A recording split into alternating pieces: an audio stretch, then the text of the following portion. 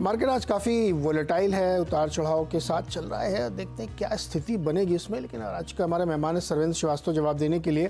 सर्वेंद्र जी, एक quick check market पे पहले तो। बहुत बहुत नमस्कार नीरज जी। देखिए मार्केट जैसे हमने भी डिस्कस किया कि काफी वोलेटाइल है आज, और ग्लास को सत्रों में काफी वोलेटाइल है। अगर आप देखें तो काफी वोलेटाइल रहा है, और 21,800 21,900 नीचे में और ऊपर में 22,100 के आसपास काफी वोलेटिलिटी रही है। बट देखिए थॉट यही रहता है, हमने जो भी टेक्स्ट बुक से सीखा है या हमने अपने गुरुओं से सीखा है कि भाई वॉलेटिलिटी एक साइन होती है, वॉलेटिलिटी में ही स्टॉक्स डिस्ट्रीब्यूट होते हैं। तो आई थिंक एक मीडियम टर्म डिस्ट्रीब्यूशन फेज तो बाजार का चल रहा है, और हमने सोचा था 21,850 तक आएगा, बट उससे थोड़ा ज्यादा ऊपर गया है। बट ज्यादा समीकरण चेंज नहीं होते, समीकरण वही है कि भाई आप इवन ईयर साइकिल्स में हैं, और रिस्क डेफिनेटली बाजार के ऊपर बना हुआ है कि इन सालों में जैसे कि हमने डिस्कस किया है पहले भी कि 25 से 30% की गिरावटें इंडेक्स में देखी गई हैं, और ये पहले जैन फेब के महीनों में ही यूजुअली ज्यादा टॉप बने हैं। तो आई थिंक ये अलर्ट रहने के और कॉशियस रहने के महीने हैं, और आप थोड़ा ड्राई पाउडर बना के रखेंगे, थोड़ा प्रॉफिट्स बुक करके रखेंगे। काफी ओवर हीटेड मार्केट है, थोड़ा मुनाफा बांध लेने में और घर में पैसा ले जाने में कोई हर्जा नहीं है। देखिए बिना बेचे किसी ने पैसा बाजार में कमाया नहीं है। बुक प्रॉफिट से कुछ नहीं होता, थोड़ा मुनाफा बांधे, ये थॉट रहेगा। और बहुत ज्यादा अभी 22,150 के ऊपर बहुत ज्यादा टिकेगा तो सोचेंगे कि कुछ रोड मैप चेंज हो रहा है, बट फिलहाल तो ऐसा नहीं लग रहा। तो रोड मैप यही है कि मीडियम टर्म एक सेलिंग एरिया है ये, और नीचे में 20,100 के टारगेट्स कहीं नेक्स्ट 1 से 3 महीने में निफ्टी के लिए आ सकते हैं। तो थोड़ा पेशेंस रखना पड़ेगा, बट रिवॉर्ड मिलेगा। ओके, पेशेंस रखना पड़ेगा तो रिवॉर्ड मिलेगा। अभी बहुत सारे स्टॉक्स हैं जहाँ पे अच्छी रैली उस पे लेंगे, लेकिन सवाल जवाब का सिलसिला शुरू करते हैं। बहुत सारे दर्शक सवाल पूछना चाहते हैं। कानपुर से सोहम हमारे साथ जुड़ रहे हैं। सोहम जी बताइए क्या सवाल है। नमस्कार नीरज जी। जी मेरे पास अरिहंत कैपिटल के शेयर हैं। इसके कल नंबर्स भी आए थे और बहुत अच्छे नंबर थे। मुनाफा भी 3 गुना हुआ है, 7 करोड़ से 19 करोड़ रुपए, और एनआई भी बड़ा है। स्टॉक में भी रिएक्शन है। मेरे पास पड़े हुए नीचे से शेयर हैं करीब 65 रुपए के दाम पर। तो क्या करना चाहिए सर्वेंद्र, क्या बोलेंगे? आप तो बड़ी रिसर्च करके पहले बैठे। रिजल्ट सब आपने देख लिया है और इस वक्त 81 रुपये 30 पैसे पे ट्रेड कर रहा है। सर्वेंद्र जी, इन्होंने पहले से काफ़ी रिसर्च भी कर रखी है और नतीजे इन्होंने बताया कि काफ़ी बढ़िया आए हैं और स्टॉक मूव भी कर रहा है। क्या करना चाहिए इनको लॉन्ग टर्म के लिए? नहीं देखिए, इनको मुबारक की पहली बात अपना भी होमवर्क करते हैं। हमेशा सभी भी यही बोलता है अपना भी होमवर्क करें, खाली किसी के ऊपर निर्भर ना रहें, अपना हमेशा होमवर्क करें। और डेफिनेटली राय, जैसे कि आप डॉक्टर से राय लेते रहते हैं, तो वो आप ओपिनियंस लें, 1 2 3 ओपिनियन लें और उसके बाद अपना मन बना के फिर फाइनल डिसीजन लें। तो उस ऐसे केसेस में हमारा काम आसान हो जाता है। देखिए इनके लिए बड़ा सिंपल है कि 70 रुपए के आसपास बहुत ज्यादा ये स्टॉक एक्यूमुलेट हुआ है, और लास्ट 2-3 महीनों में। तो मेरा थॉट यही है कि 70 रुपए के नीचे 68-40 का स्टॉप लॉस रखें, कॉस्ट के ऊपर रहेगा और ट्रेड में थोड़ा बने रहें, और मौका दें इस पैटर्न को ब्रेकआउट होके अपने टारगेट्स लाने का। मेरे हिसाब से कहीं 95-100 के टारगेट्स भी यहाँ पे 1 से 3 महीने में आ सकते हैं। 95 से 100 के टारगेट आ सकते हैं 1 से 3 महीने में। 70 के आसपास स्टॉप लॉस रखे। कंपनी ने 73 करोड़ का रेवेन्यू और 20 करोड़ का पैट क्लॉक किया है, जो कि सिग्निफिकेंटली ऊपर है अगर आप नंबर्स के नज़र डालें तो ये थी राय सोहम के लिए। चलिए अगला सवाल लेते हैं। अगला सवाल है आरएस मंगल का, भरतपुर राजस्थान से। मंगल जी बताइए क्या सवाल है सर। हाँ नीरज जी नमस्कार सर। जी नमस्कार। मेरे पास 900 शेयर एनबीसीसी के हैं सर। 900 शेयर एनबीसीसी के हैं मेरे पास में। कल इसमें अपर सर्किट भी लगा हुआ है मैडम सर। ये मैं आगे क्या करूं, मैं ये बताया फिर मेरे को। आपने इतना लेट क्यों लिया 141 पर? पहले लिए थे सर, मैंने वो सेल कर दिए। अच्छा बढ़िया है, तो फिर बेच के। हाँ पहले भी लिए थे मैंने सर ये।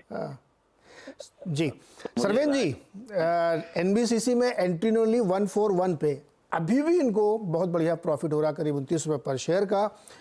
हालांकि लेट एंट्री में इसलिए कह रहा था कि बहुत नीचे से चलना शुरू हुआ था, लेकिन फिर भी इन्होंने जहां से लिया वहां से भी ऊपर है और मोमेंटम अभी बना हुआ है। क्या करना चाहिए एनबीसीसी में? देखिए पहले ट्रेड में जो कमा गए उसको भूल जाएं, वो इनके जेब में चला गया। अब इस ट्रेड को देखें। देखिए एक मल्टी ईयर ब्रेकआउट तो हुआ है और स्टॉक ने 2017 के हाईज निकाले। ये वो स्टॉक था 2017 में टॉप आउट हुआ था। तो मेरे हिसाब से ट्रेड में बने रहें, कॉस्ट के आसपास या 144-145 के नीचे कहीं एक स्टॉप लॉस लगा के रखें, और मेरे हिसाब से ट्रेड में बने रहें, क्योंकि इतना बड़ा ब्रेकआउट है। इस ट्रेड को 6-12 महीने दें, इसमें बहुत ज्यादा हड़बड़ी ना करें। अच्छा, एक सुपर सॉलिड खबर आपको बता दूं। जनवरी में पीएमआई जो आया 59 से बढ़कर 61.8 मंथ ऑन मंथ। ये बहुत ही स्ट्रॉन्ग नंबर माना जाना चाहिए। कंपोजिट पीएमआई ये बहुत स्ट्रॉन्ग नंबर है ये, क्योंकि 50 से ऊपर ही पॉजिटिव हो जाता है, ये तो 60 को पार कर गया। 61.2 वेरी इंपॉर्टेंट नंबर है और बहुत ही मजबूत नंबर है ये पीएमआई का। परचेजिंग मैनेजर इंडेक्स होता है, इसका मतलब होता है कि बिजनेस एक्टिविटीज़ किस तरह की चल रही हैं, और ये उन कंपनीज़ के जो लोग होते हैं उनसे बातचीत करके बनता है, और बहुत ही सॉलिड नंबर है। 61.2 बड़ा मजबूत नंबर मानना चाहिए इसको। चलिए, नई दिल्ली से अगला सवाल है ओम प्रकाश का। ओम प्रकाश जी नमस्कार सर, बताइए क्या सवाल। हेलो, बताइए सर, सवाल बताइए और अपना टीवी का वॉल्यूम म्यूट करिए। हाँ, ओम प्रकाश चड्डा बोल रहा हूँ दिल्ली से। जी चड्डा जी बताइए सर। 2000 शेयर हैं IRFC के 172.50 के, और एक बोलिए बोलिए, कंप्लीट करिए। सर 2000 शेयर हैं IRFC के। ठीक है ठीक है, वो तो सुन लिया मैंने, मैं कुछ और बोल रहे हैं। सरवेन जी 2000, और बोलिए सर, दूसरा सवाल ही बोलिए ना, आप रुक क्यों जाते हैं। दूसरा 50 पेटीएम है 656 रुपए के। ये है तो 600। क्या करें सर, बताइए अब। हाँ मैं बता रहा हूँ सर, 656 पे पेटीएम, पहले तो IRFC। सरवेन जी 2000 शेयर 172.50 IRFC। बहुत लेट चढ़े हैं ट्रेड में, तो अब इस ट्रेड को इनको टाइम देना पड़ेगा। अगर इनके पास 12 महीने प्लस हैं तो यहाँ आप मान के चलिए कि 15-20% मुनाफा बनने का यहाँ पे इनके पास गुंजाइश है। अगर उससे कम टाइम है तो इनको मेरे हिसाब से ज्यादा नुकसान नहीं है। बहुत ओवरबॉट जोन में घुसे हैं, एग्जिट कर जाएं उछालों में, ये मेरी राय रहेगी। बहुत चल गया है शेयर, हमारे उम्मीदों के बियॉन्ड भी चल गया है, मुनाफा मानना ही बेटर रहेगा यहाँ। एग्जिट पे निकलने की सलाह है। IRFC में काफ़ी लेट कर दिया आपने चड्डा साहब, लेकिन चड्डा साहब का जो दूसरा सवाल है जिसमें ये अटक गए हैं, पेटीएम 656 पे लिया है, और अभी तो तीसरा दिन है लोअर सर्किट का, 2 दिन 20-20, आज 10। क्या करें पेटीएम में।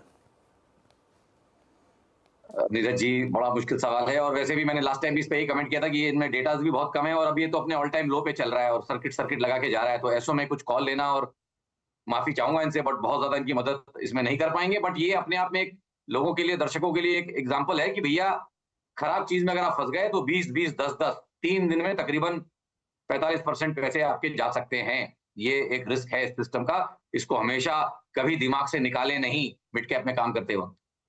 चड्डा साहब, इसमें बहुत सारी खबरें चल रही हैं। ये खबर चल रही है कि लाइसेंस भी कैंसिल हो सकता है, ये खबर चल रही है कि ED की जांच भी हो सकती है, ये खबर चल रही है कि एक पैन कार्ड पे हजार अकाउंट थे, ये खबर भी चल रही है कि अपना भी ये धंधा ही बेचना चाहता है। ऐसी बहुत सारी खबरें आप अखबार में आज पढ़ सकते हैं, आप गूगल करेंगे तो आप सब खबरें मिलेंगी।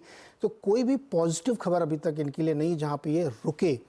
तो अब चूंकि आप अटक गए और जो लोअर सर्किट में आपके लिए बेचने में बहुत दिक्कत होगा, तो भगवान का नाम लीजिए और उसमें बने रहिए। अब आप कोई चॉइस नहीं आपके पास, इसलिए कह रहा हूँ।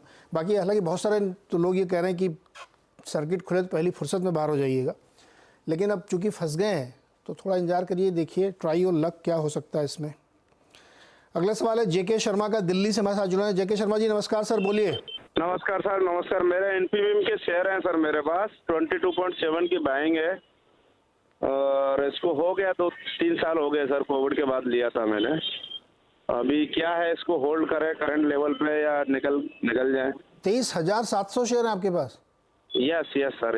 एक बार और आपसे पहले बात हुआ था 15-20 दिन पहले, हाँ। आपके चैनल पे। तो भारी क्वांटिटी में शर्मा जी ने शेयर ले रखा है, हालांकि इनको अच्छा प्रॉफिट हो रहा है इस समय। सरवेन जी इन्फीबीम, देखिए अच्छा प्रॉफिट का मतलब जरूरी नहीं है कि हमेशा स्टॉक अच्छा हो। बुल मार्केट्स में बहुत सारी चीजें ऐसी चल जाती हैं जो समझ में नहीं आती, तो ये उनमें से पॉसिबली ये है। बहुत ज्यादा रेगुलर कवरेज में नहीं है। मेरा थॉट तो रहेगा कि भाई आधा बेच लें, कहीं मुनाफा बांध लें, थोड़े पैसे इनके कैपिटल थोड़ी निकल जाएगी, बाकी में खड़े रहना चाहे तो खड़े रहें। करते रहिए भाई। जब इतनी बड़ी क्वांटिटी आपने ले रखी है और अच्छा खासा आपको मुनाफा हो भी रहा है इसमें, तो थोड़ा प्रॉफिट बुक करते रहिए। मार्केट बहुत हाइप है इस समय और मिड कैप के स्टॉक्स में आप हैं। विमल भाटिया जी नोएडा से हमारे साथ जुड़ गए हैं। विमल जी नमस्कार सर। नमस्कार जी आप सबको। जी हाँ जी, सवाल पूछिए सर। हाँ जी, ये टैक्स रेल है मेरे पास 3262 80-50 पे 1 ईयर का वो है, और दूसरा RVNL है 8740 है 101 रुपए पर। ओके 8000 शेयर है RVNL के। पहले तो इसको लेते हैं टैक्स रेल को। सरवेन जी टैक्स रेल भारी मुनाफा है इनके पास, 80 रुपये में लिया, 200 से ऊपर निकल गया, क्या करें? देखिए इन्होंने अपना होराइजन भी लंबा बताया है, 12 महीने प्लस के होराइजन से खड़े रहना चाहते हैं तो एक अगर 15-20% डाउनसाइड यहाँ से बचा सकते हैं तो आई थिंक ट्रेड में बने रहें। मेरे हिसाब से अच्छे जो सपोर्ट एरियाज आ रहे हैं इसके वो तकरीबन 170-180 के आसपास आ रहे हैं, तो जब तक उनके ऊपर टिका हुआ है यहाँ पे थोड़े इनके और पैसे बन सकते हैं, तो टाइम होराइजन इनके पास है, रिस्क ले सकते हैं, तो यहाँ ट्रेड में बने रहें। और दूसरा स्टॉक इन्होंने क्या बोला था? दूसरा है आरवीएनएल, 8,000 शेयर हैं 101 रुपए पर। जी देखिए यहाँ पे भी आई थिंक काफी चल गया है स्टॉक, काफी चल गया है और 3 गुना हो गया इनके भाव से। मेरा थॉट तो यहाँ इनको रहेगा अगेन कि थोड़ा मुनाफा बांध ले, 1/3 बांध ले, बाकी इनके शेयर सारे फ्री हो जाते हैं, कैपिटल इनकी बाहर आती है, ड्राई पाउडर इनके पास रहेगा जैसे मैंने बोला, और नीचे इनको लेने को मिलेगा। कैपिटल फ्री कर लें। भाटिया साहब आवाज आ रही है? हाँ जी, आ रही है। ये इतनी भारी धनराशि आपने कमा ली मुनाफे के तौर पर, इसका क्या करेंगे आप? मैं तो ये सोच रहा था कि मुझे असल में बेचना नहीं आता, इसलिए मैंने छोड़ दिया था इनको। काफी बेचना नहीं आता मतलब? मतलब ये है कि मैं बेचता था जब भी तो मुझे वो घाटा हो जाता था, तो अभी फिर मैंने आपके हिसाब से बेचना शुरू किया तो मुझे लगभग 13 लाख का फायदा भी हुआ है। अरे यही तो मैं कह रहा था आपसे, ये 13 लाख रुपए की इतनी भारी धनराशि आपने इकट्ठा कर ली, कमा ली है। क्या कर रहे हैं इसका? घूमने फिरने जा रहे हैं? क्या कर क्या रहे हैं? 13 लाख रुपए क्या किया आपने? जी मैं घूमता हूँ खूब। अच्छा। और मेरे को ड्राइविंग का शौक है तो मैं इधर उधर जाता रहता हूँ। डाइविंग का कि ड्राइविंग का? ड्राइविंग। ड्राइविंग का शौक है, ओके। हाँ जी, हाँ जी, मैं लॉन्ग ड्राइव पे काफी चलता हूँ। जी चलिए, बधाई हो सर आपको। हाँ जी सरवेन जी बोलिए। मैं कह रहा हूँ एक बार इनको बॉम्बे ड्राइव करके आने बोलिए और मिलने बोलिए, बढ़िया। हमको भी पार्टी देंगे। हाँ, समृद्धि एक्सप्रेस वे बन गया। बिल्कुल भाटिया साहब आएंगे, हम आएंगे आपके पास।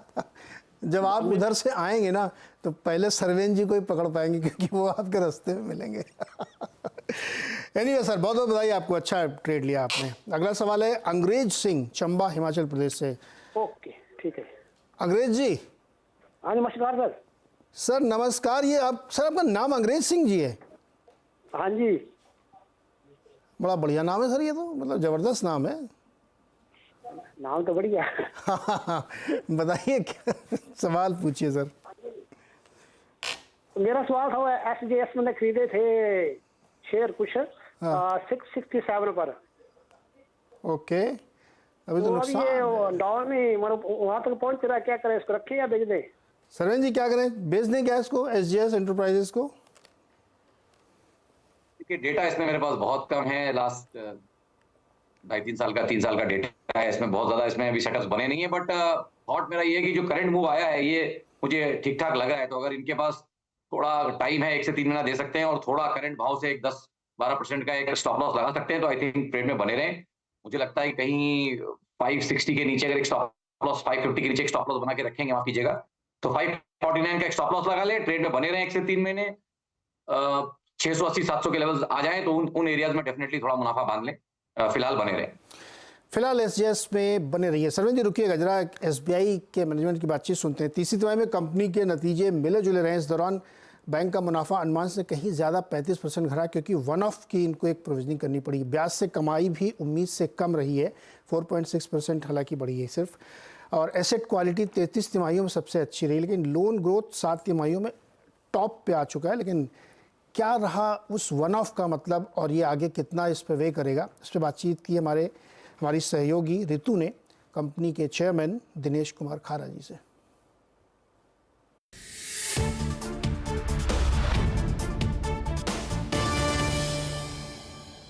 पहला सवाल ये रहेगा कि ये वन टाइम इम्पैक्ट जो था प्रॉफिट पे, वो पूरा अब्जॉर्ब कर लिया है बैंक ने, पेंशन, DA, वेज रिवाइज जो भी हुआ इन सब का, या अगले क्वार्टर में भी कुछ इम्पैक्ट रहेगा, क्योंकि ये वेज रिविजन की टॉक्स अभी चल रही हैं IBA से? जहाँ तक पेंशन लायबिलिटी का सवाल है, वो उसके लिए जो प्रोविज़न किया गया है उसका मुख्य रूप से कारण ये है कि स्टेट बैंक के कुछ एम्प्लॉयज़ को पेंशन 40% के पर मिलता था उनकी लास्ट ड्रॉन पे पर, और कुछ एम्प्लॉयज़ को 50% के की रेशो में मिलता था। उस एनोमली को उस एनोमली के चलते उसमें कुछ कोर्ट केसेस भी चल रहे थे, जो कि 2002 से ये इस तरह के केसेस चल रहे थे, और उसमें अब एक विजिबिलिटी हमें है कि इसमें लायबिलिटी जो है, वन टाइम लायबिलिटी जो कि एक्चुरियल ने असेस किया है, वो जो कि 5,400 करोड़ के करीब है, और वो हमने प्रोविज़न इस क्वार्टर में कर दिया है। साथ ही साथ कुछ रिटायरीज जो कि जिनको कि डीएनएस रिलीफ किसी स्लैब सिस्टम में मिलता था 2002 से पहले, उनके लिए तकरीबन 1700 करोड़ रुपए के एडिशनल प्रोविजन की रिक्वायरमेंट उस बारे में डिसीजन हो चुका है, और उसमें जो है तकरीबन 1700 करोड़ रुपए की प्रोविजन की आवश्यकता थी, जो कि एक्चुअल ने हमें बताया, और हमने उसका प्रोविजन इस क्वार्टर में कर दिया है। और साथ ही साथ जहाँ तक वेज रिवीजन का सवाल है, हम लोग नवंबर 2022 से इस विषय में 10% के इंक्रीज पर वेज रिवीजन एक प्रोविजन कर रहे थे, और उसके बाद ये हमने इंक्रीज किया 14% पर। लेकिन अभी जो एक MOU साइन हुआ है फेडरेशन और यूनियंस के और मैनेजमेंट के बीच में, उसमें 17% की बात की गई है, तो इसलिए हमने उस लायबिलिटी को भी रेकन कर तकरीबन 6100 करोड़ का प्रोविज़न इस क्वार्टर में किया है, और इसका प्रोविज़न हमें अगले क्वार्टर में और करना रहेगा, जो कि 5400 करोड़ तक का प्रोविज़न होगा।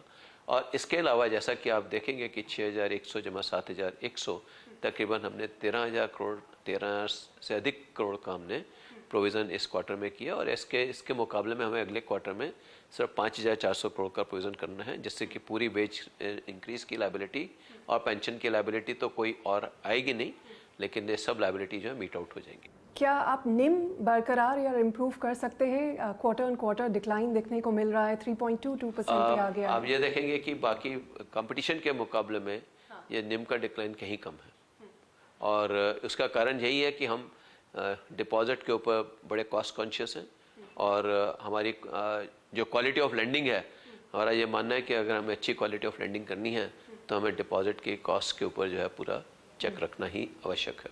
आपने कहा है 4.5 लाख करोड़ की पाइपलाइन है अभी आपके लोन ग्रोथ में हेडरूम के लिए। अभी करीब आप 14-15% ग्रो कर रहे हैं। पूरे साल का या FY25 का कुछ आउटलुक हमें या टारगेट दे सकते हैं? बैंक्स के लोन बुक की ग्रोथ जो है वो एक फंक्शन रहता है इकोनॉमी की ग्रोथ का, और अगर इकोनॉमी जैसे 7.3% की ग्रोथ की बात हो रही है और 5% इन्फ्लेशन, तो तकरीबन 12.3% 12.5% का नॉमिनल ग्रोथ की बात है, और हम लोग नॉर्मली उससे 2 से 3% तक आगे ऊपर ग्रो करते हैं। तो much of it will depend upon कि अगले वर्ष में किस तरह की ग्रोथ देखने को मिलेगी, और उस बेसिस पर जो है हम अपनी लोन ग्रोथ उस हिसाब से अगर बजट की बात की जाए 10.5% अगले साल की नॉमिनल ग्रोथ, मतलब स्टेट बैंक की क्रेडिट ग्रोथ थोड़ी नीचे होकर 12-13% आ सकती है। Much of it will depend upon जो हम अभी लोन सैंक्शन करेंगे उसमें invariably there is a lag, तो अवेलमेंट में लैग रहता है, तो अराउंड 14% के करीब मेरा मानना है कि हम आगे भी ग्रोथ। आपका क्रेडिट कॉस्ट पूरे साल का क्या एक्सपेक्टेशन है? कुछ इम्प्रूव? हमारी कोशिश ये रहेगी कि हम अपना क्रेडिट कॉस्ट जो भी 0.25% है हम उसी लेवल पर मेंटेन करें। एक आखिरी सवाल मिस्टर खरा, पेटीएम के साथ जो हो रहा है मार्केट में काफ़ी कंसर्न है कि इसका लार्जर रेपरकशन क्या हो सकता है फिनटेक इंडस्ट्री के लिए, बैंकिंग इंडस्ट्री के लिए, आप क्या कहना चाहेंगे?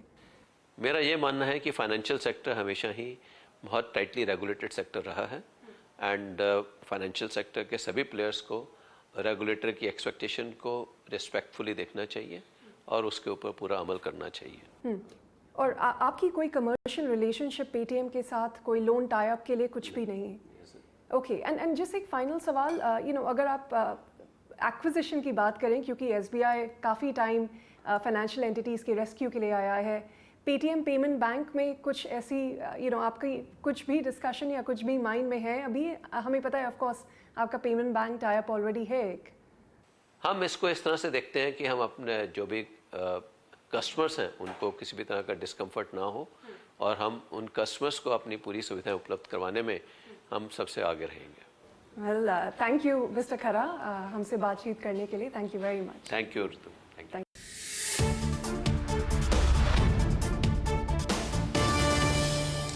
तो ये थी एसबीआई चेयरमैन से एक्सक्लूसिव बातचीत, जिस पर अपने नतीजों को वो विस्तार से हमें समझा रहे थे। चलिए वापस लौटते अपने शो की तरफ, और अर्जुन हमारे साथ जुड़ चुके हैं हुबली कर्नाटक से। सवाल पूछिए अर्जुन जी। Yeah, hi. I had ONGC, but I sold them today morning only. And also I'm holding 100 stocks of Share India at the price of 1632. My view is long term. Okay, तो एनजीसी तो बेच दिया है, तो अब ये colony दूसरा लेते हैं। सर्वेंट जी, शेयर इंडिया में क्या राय बनती है? देखिए काफी चल गया है स्टॉक, तो मेरी राय यही रहेगी कि भाई कॉस्ट पे या उससे थोड़ा ऊपर एक स्टॉप लॉस जरूर लगा के रखें। मुझे जो एरियाज दिख रहे हैं सेफ स्टॉप लॉस लगाने के लिए इसमें तकरीबन 1800 के आसपास। तो 1800 के ट्रेलिंग स्टॉप लॉस से अगर बने रहना चाहते हैं तो ट्रेड में बने रहें, 1 से 3 महीना और दे दे, बट ऊपर में थोड़ा प्रॉफिट बुक करने की जरूर कोशिश करें। सर्वे जी, इंडियन ऑयल कॉर्पोरेशन देखिए आप 7% आज भी ऊपर है, 174-75 पे पहुंच गया और लगातार इस पे तेजी बनी हुई पिछले 2-3 दिनों में 15-17% चल चुका है। क्या राय बनती है इंडियन ऑयल कॉर्पोरेशन में आपकी? देखिए, नए रिस्क रिवॉर्ड तो नीरज जी यहाँ से नहीं निकल पाएंगे, बट जिनके पास है वो ट्रेलिंग स्टॉप लॉस के सहारे मेरे हिसाब से बने रहे। काफी चल गया स्टॉक, तो रिस्क रिवॉर्ड उतने बढ़िया बचे नहीं है, बट मेरे हिसाब से 155 के आसपास एक स्टॉप लॉस रखें और जिनके पास है वो ट्रेड में बने रहें 1 से 3 महीना और यूपीएल में देखिए आप 8% नीचे है, 492 का लेवल टच कर लिया इसने फ्यूचर्स में, और कई लोग चार्ट पे देख के कह रहे थे कि अगर 500 टूटा तो काफी नीचे जा सकता है, नतीजे काफी खराब थे। क्या लग रहा है आपको यूपीएल में? देखिए, यूपीएल में लास्ट 2 साल से अगर आप देखें तो नेगेटिव क्लोजेस रहे हैं। लास्ट दोनों साल से जब बाजार चला है तो ये चल नहीं पाया, तो ये क्लियर कट एक अंडर परफॉर्मेंस या एक अंडर करंट जो वीक है उसका क्लियर कट निशानी है, और पॉसिबली वही प्ले आउट हो रहा है। तो मैं भी मानूंगा कि मेरे हिसाब से तो काफी ओवरसोल्ड हो गया है, तो एक छोटा मोटा उछाल आ सकता है, बट मुझे भी लगता है कि अगर 500 के साइकोलॉजिकल मार्क्स के नीचे रह गया तो 420-430 के स्तर भी खुल जाएंगे। तो नेक्स्ट 1-2 दिन में अगर रिकवरी नहीं आ रही है तो और पेन यहाँ पे हो सकता है, थोड़ा और पेन हो सकता है। लेकिन जो एक स्टॉक जो बहुत फर्राटा दौड़ लगा रहा है उसका नाम है टाटा मोटर्स। अब वो 1000 रुपये की तरफ बढ़ चला है, 943 पर आज ट्रेड कर रहा है, 6.5% की मजबूती। रिजल्ट काफ़ी अच्छे आए थे, मार्जिन बहुत इंप्रूव हुए हैं जेएलआर के, और उसी पे कंपनी बेट भी कर रही है। सर जी, टाटा मोटर्स अब 1000 की तैयारी है क्या? जिस तरह का मोमेंटम पकड़ा है नीरज जी, देखिए डेफिनेटली पॉसिबिलिटीज है, और जब कोई चीज बहुत बढ़िया कंसेंसस में चल रही है, सबके पैसे बन रहे हैं, तो यूजुअली इमीडिएटली डिसअपॉइंटमेंट नहीं आएगा। तो यस, व्हाई नॉट, 1000 भी पहुंच सकता है, 15 से 20 दिन में भी अब लग जाएंगे, बट वहां भी पहुंच सकता है। आज तो न्यूज रिजल्ट सब आ गए हैं, तो take it with a pinch of salt, but time देंगे तो 1000 भी आ सकता है। 1000 भी आ सकता है, समय देना पड़ेगा। और एक और खबर इस समय, अहलुवालिया कॉन्ट्रैक्ट्स को 394 करोड़ में कंस्ट्रक्शन ऑर्डर मिला, स्टॉक 4% ऊपर 910 रुपये पहुंच चुका है अहलुवालिया कॉन्ट्रैक्ट्स। सरवन जी, बहुत बहुत शुक्रिया जुड़ने के लिए और दर्शकों की मदद करने के लिए बातचीत में। इस समय मार्केट फिर से ग्रीन में आ गया, लेकिन बैंक निफ्टी अभी भी 200 पॉइंट वीकनेस के साथ कामकाज कर रही है। छोटा सा ब्रेक, और ब्रेक के बाद देखिए खिलाड़ी नंबर 1।